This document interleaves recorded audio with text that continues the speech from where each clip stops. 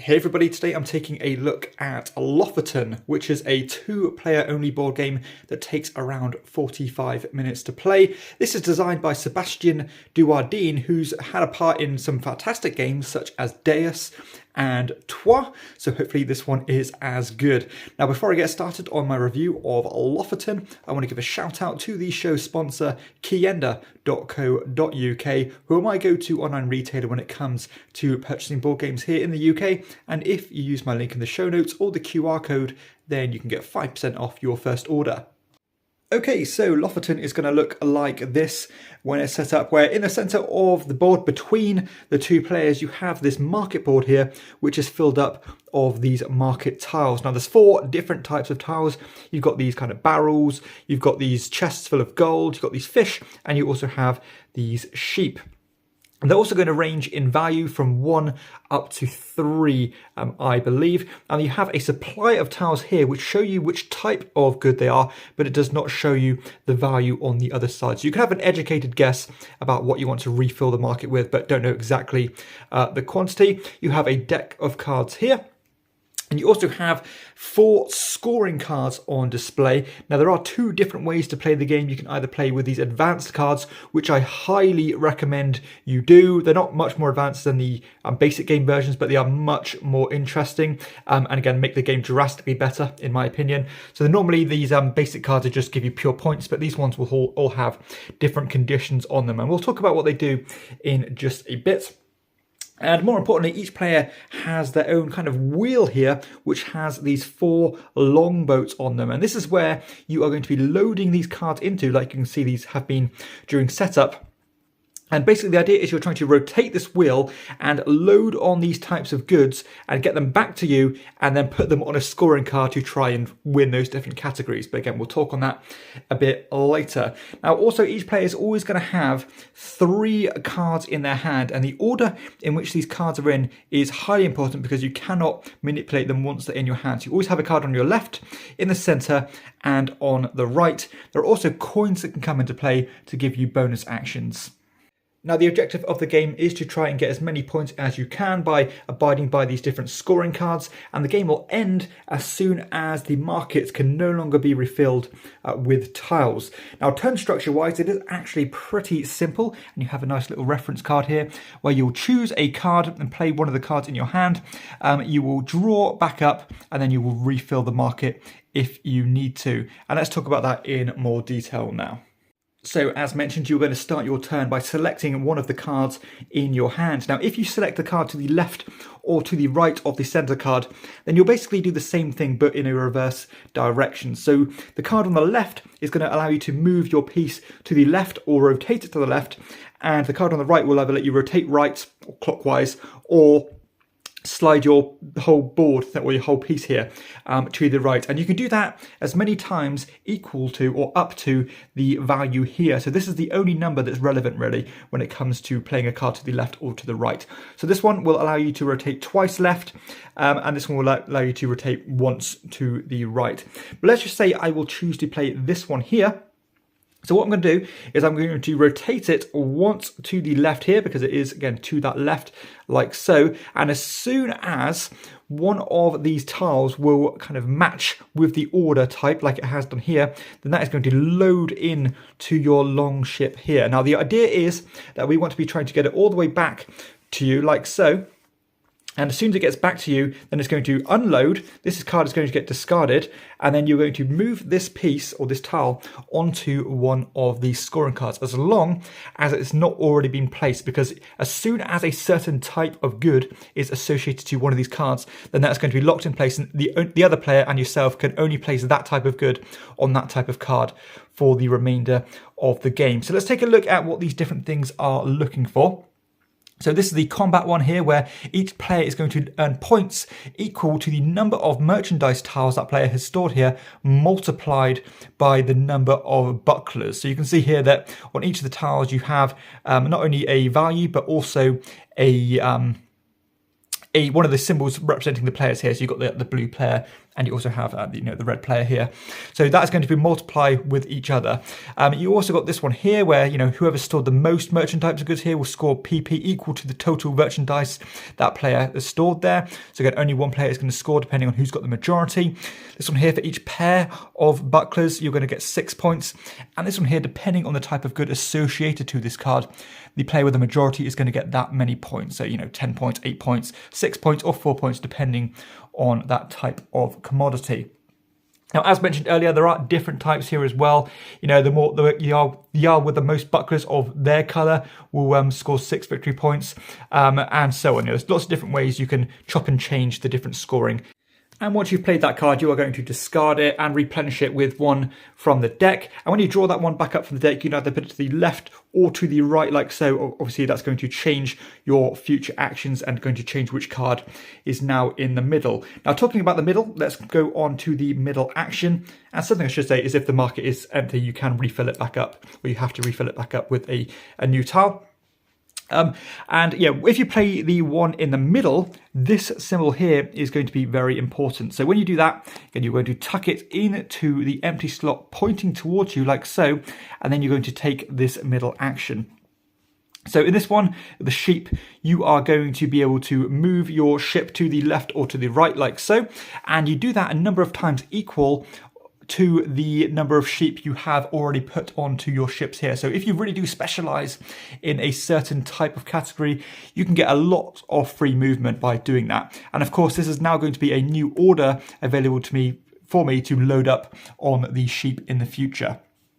Now let's take a look at the other different bonuses you can do by loading cards up. So on this barrel one here, you get to actually eliminate tiles from the market. So if you are maybe winning a category quite strongly or just about, then you can choose to eliminate those tiles before your opponent gets them, or gets to them before you do. You can get coins. Now the coins allow you to take bonus actions. So for example here, you've got a nice little reference that says for each coin that you play, you can either move your fleet an additional movement. You can discard your hand of cards and draw 3 new ones by discarding 2 coins, or you can spend 3 coins to get a whole additional turn back to back. And the final kind of middle action you can do is to get bonus movement or rotations rather than the side-to-side movements that the sheep cards offer. And that is essentially how the game is going to play. You're going to keep on loading up your fleet here, getting goods tiles, getting them back to these cards, and trying to get majorities. And of course, the player with the most points at the end, by the time those tiles have been depleted, will be the winner. Now, there are a few additional options you can choose to add in to up the complexity. We've already talked about these advanced cards, which again are not really more advanced. And I want to stress again, these are well worth playing with.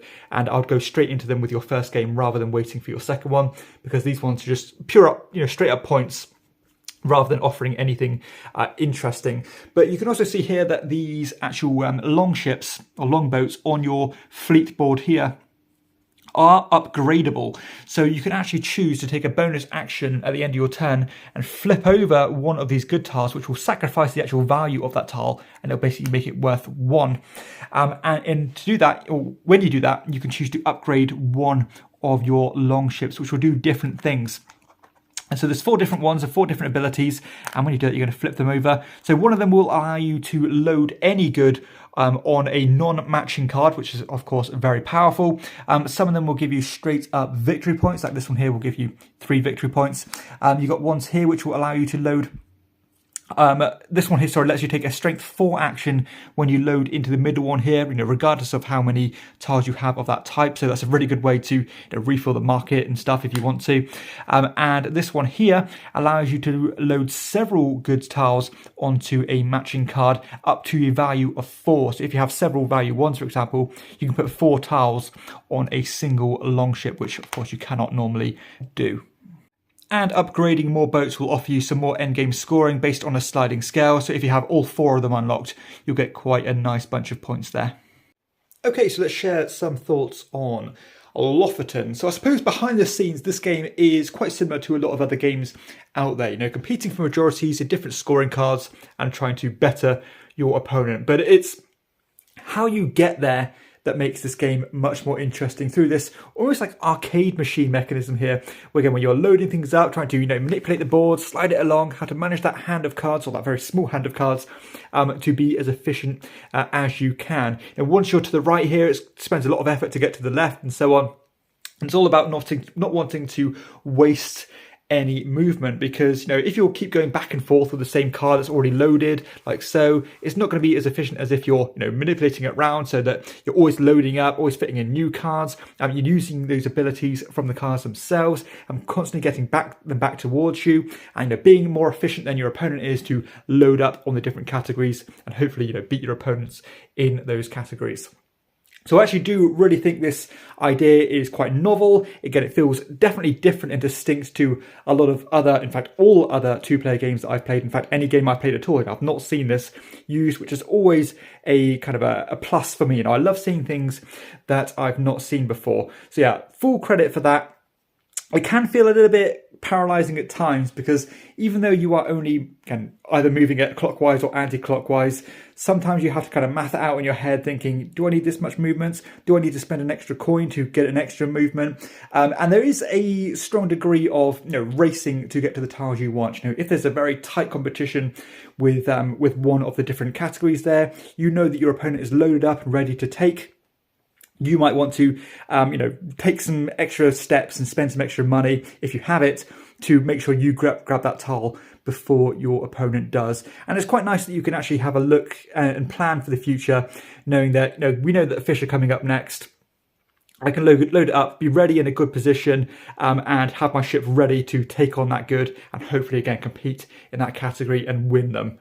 I think this longbow upgrading mechanism is a really good addition, and again, it is optional. You don't have to play with it if you don't want to, but I would recommend you do, because what it means is that if you are getting smashed in one of the majority categories, you cannot compete with your opponent, you can at least flip over one of those tiles and upgrade one of your longbows to make you better at something else and to give you those endgame scoring. So it's nice that you are not backed into a corner and your efforts aren't completely wasted, I suppose. So yeah, that's a really nice touch. And again, that applies to the advanced modules here, or the advanced trade goods, scoring cards. I really recommend you play with those, and recommend you play with the long ships. There is another one as well where you are kind of racing towards different goals and can get different abilities that way. I don't think that one adds much to the game, and I'd probably just stick to these two. That's just about right for me without being too convoluted.